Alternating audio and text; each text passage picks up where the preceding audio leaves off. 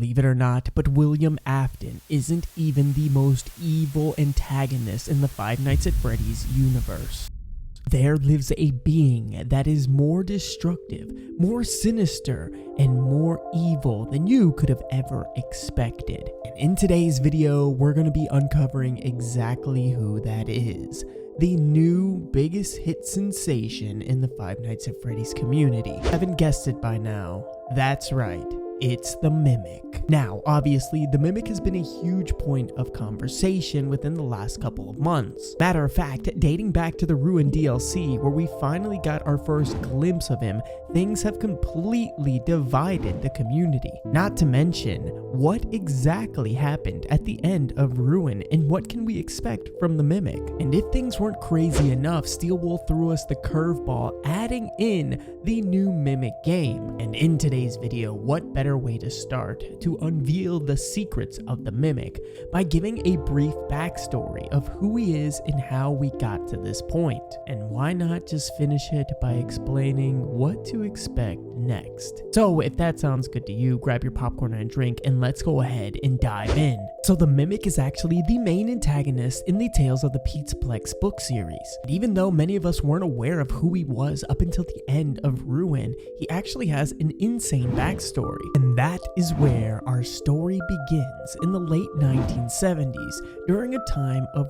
rapid technological advancements, and perhaps most importantly, a personal struggle for one talented engineer by the name of Edwin Murray. Edwin Murray was working for Fazbear Entertainment, a company renowned for its animatronics, and Edwin faced a huge dilemma in working. He needed to figure out a way to balance parenting with his demanding job life, all while caring for his son, David. Now, this was no easy task, as David was an only child and had no mother in the picture at this point. What better way to keep your son entertained by taking yourself out of the equation so you can work longer and instead building him a robot to take care of him? That's exactly what his father Edwin did, and he created what is known as Mimic 1, using old components, wiring from an unused room, pistons from a defunct washing machine, and parts from all sorts of different industrial machines. Now, the Mimic wasn't your ordinary robot, as Edwin constructed it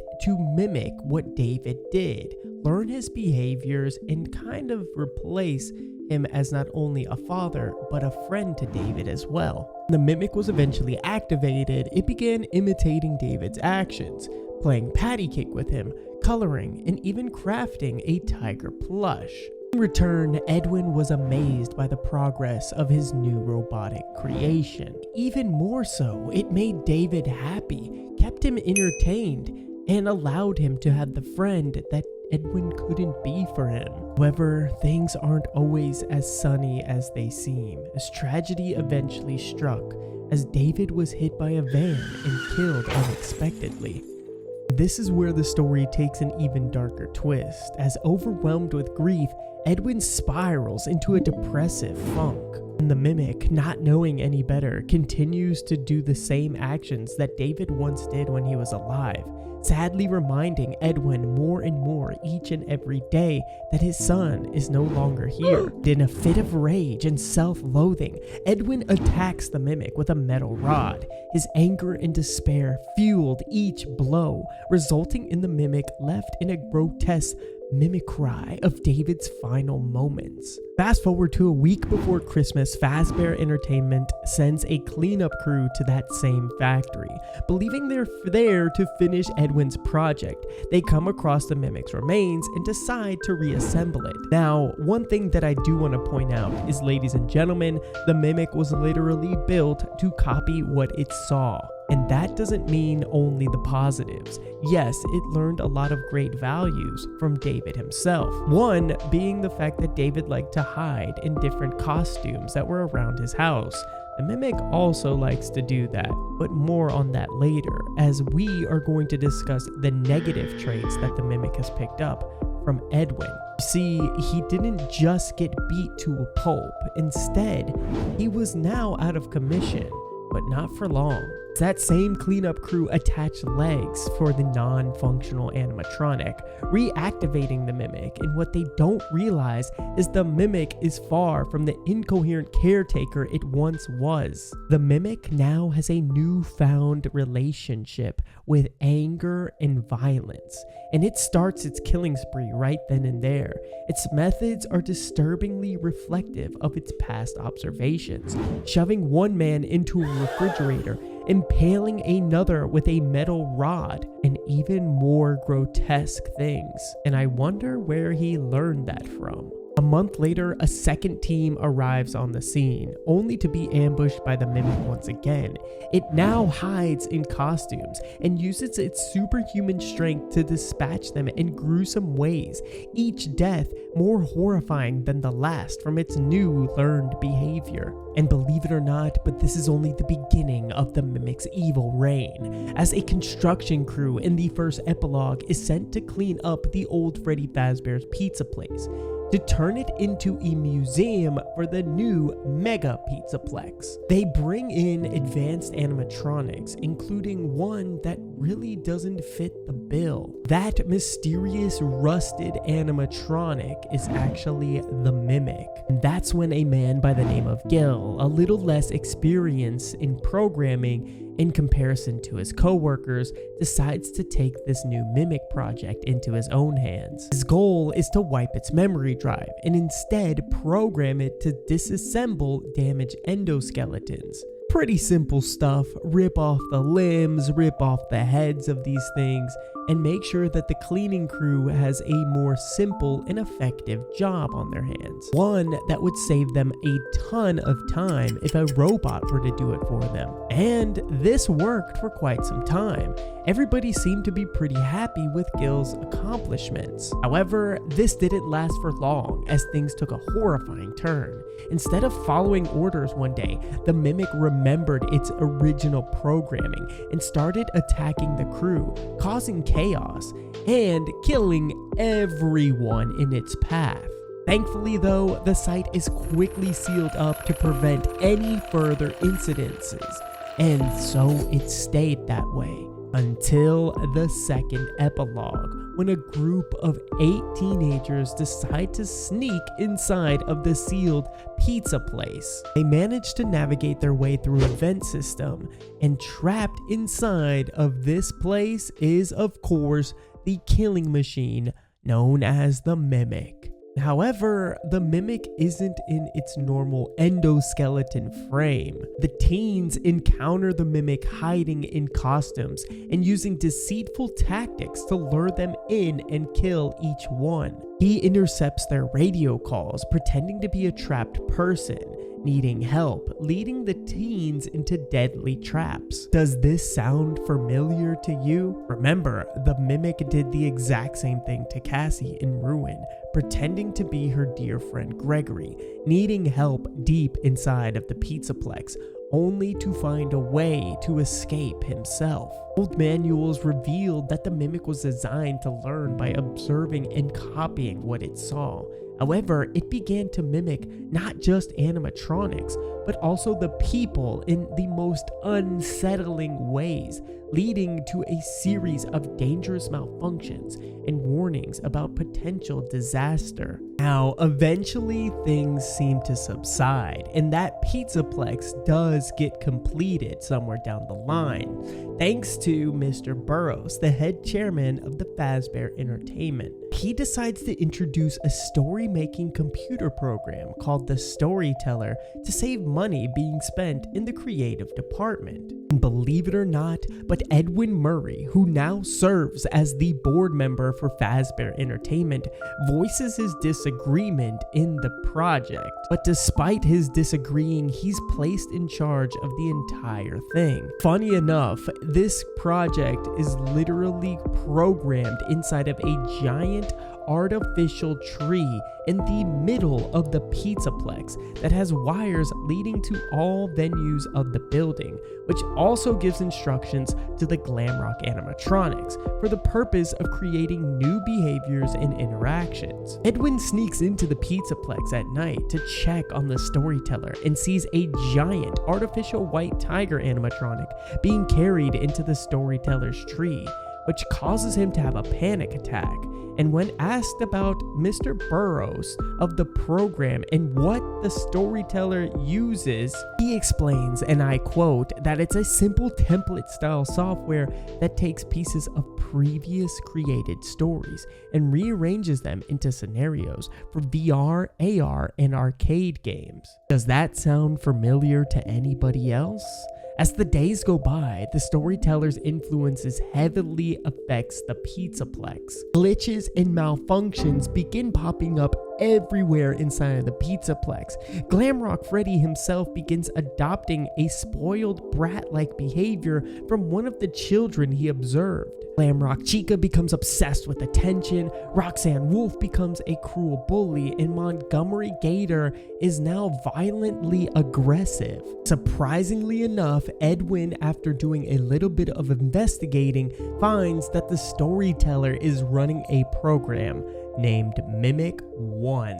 The same exact program that Edwin put inside of his original Mimic creation. However, Mr. Burrows wants nothing to do with the failure of his new storytelling program. He now is mistaking Edwin for the true cause of all the glitches inside of the pizzaplex. So he does as every evil owner would, locks Edwin inside of the tree and decides to take a vacation. When he gets back, he's surprised that nobody has learned what's happened to Edwin, as Burrows decides to enter the storyteller tree himself and finds Edwin's body half buried under a pile of construction paper with various crude drawings on them, as well as the phrase, "I'm sorry." Then realizes that he himself is now trapped inside of the storyteller tree, and when he can't open the door from the inside, he kicks the walls and calls for help before attempting to interrupt or damage the storytelling tree, hoping it will cause a malfunction and draw attention to him inside of it. He begins yanking out every wire in sight in hopes to destroy this thing, and nothing seems to be deactivating it. And now he's screaming for help for nobody to hear, as even his overrides have password denied. And so he screams and never escapes. That's the last that we heard of any type of Mimic until Fnaf Security Breach ruined. Unbeknownst to us, the Mimic is now the antagonist of the DLC. Even though we thought we were helping Gregory along the way, obviously this thing is a lot more intelligent, as it's now had years to develop into this horrifying supervillain. Even though the MXES was put in place to keep it locked away, buried in the depths of the pizzaplex, the animatronics knew just how evil it was, trying to stop Cassie in every single way. Tricked by the love of our friend Gregory, we do help Cassie unleash its terror as it chases her throughout the bottom depths of the pizzaplex and eventually gets to the elevator. The question is, where does it go from here? But in order to understand that, I think we need to go back in time. Thankfully, Steel Wool is going to release a game that helps us do just that, The Secret of the Mimic, which takes place in 1979. I even referenced in the tweet, to see the future, sometimes you need to understand the past. So let's talk about the past for a second, as I believe that the Mimic has been around since FNAF 1. That's right, ladies and gentlemen, that same Endo inside of the parts and service room could have potentially been the Mimic the entire time, which literally has progressed throughout the entirety of the game. But let's touch on an even more important event for 1 second that was shown in Help Wanted 2. that event is Fall Fest, which you see the very first ad for it in 1970, which could also explain why the Mimic had 3 weirdly placed circus outfits trapped with it underneath the pizzaplex. However, after hearing word of what the demo was like in PAX West, maybe this is a whole different storyline, as what I've heard is it takes place inside of a factory. Could this be the same factory that is mentioned inside of Tales of the Pizzaplex, where many cleanup crews and teenagers lost their lives looking for the Mimic, as it learned each and every one of its disturbing new killing methods? I think this would be an interesting spin on things, definitely tying the full story together, as it would help us understand the true evil origin story of such a creative villain in the FNAF universe. This thing obviously has a lot of explaining to do. I think they need to help us connect the lore lines between the books and the game. This could be the perfect opportunity to do so. I think there's a strong chance that they can have the Mimic being released into the world coming from the Fall Fest of 1970, let's say 9, turning up inside of a factory, and that is where the story will take place for the secret of the Mimic. Once inside of the factory, we're gonna play as a protagonist who tries to uncover exactly what was left inside of this factory, and unfortunately, that is when the Mimic will eventually get released or buried underneath the pizzaplex for one unexpected little girl by the name of Cassie to stumble across it. Will they tie in the storytelling tree and Edwin? I'm not too sure about that, as it could really complicate the storyline for FNAF Security Breach. However, I do think that what they have up their sleeve is going to be very, very telling for the future of FNAF Security Breach and FNAF in general. If Steelwool plays their cards right, this could actually be the most horrifying villain in the franchise. This creature could almost be as unstoppable and deceiving as anything we've ever seen. I've already seen different screenshots of what the Mimic is going to look like in this game, and it does carry forward that clown-like appearance. It looks like a jack-in-the-box by the name of Jackie. I mean, no pun intended, but it seems to be missing the rest of its body, according to what we saw the model looked like in PAX West. Now, legs or not, this doesn't make this thing even less horrifying, and we know that eventually somebody is going to attach them. It's pretty crazy to think that all of this could have just been avoided had Edwin decided to hire a nanny instead of a killer mimicking robot at the beginning of this story. And so, ladies and gentlemen, that wraps up this video here. Let me know what you think about the new Mimic game, the theories provided in this video, and if you have some theories of your own, go ahead and comment them down below as well. One thing's for certain, the Mimic is going to be a very interesting character in this timeline, and I'm excited to see which ending was actually canon at the end of FNAF Security Breach Ruin. Because if it's the one where the elevator comes crashing down, then the Mimic is going to be very desperate to escape very soon. So guys, thank you again for all the love and support. If you want to see more videos just like this, do me a big favor, hit that like button, hit that subscribe button, and I'll see you in the next one. Till then, peace out!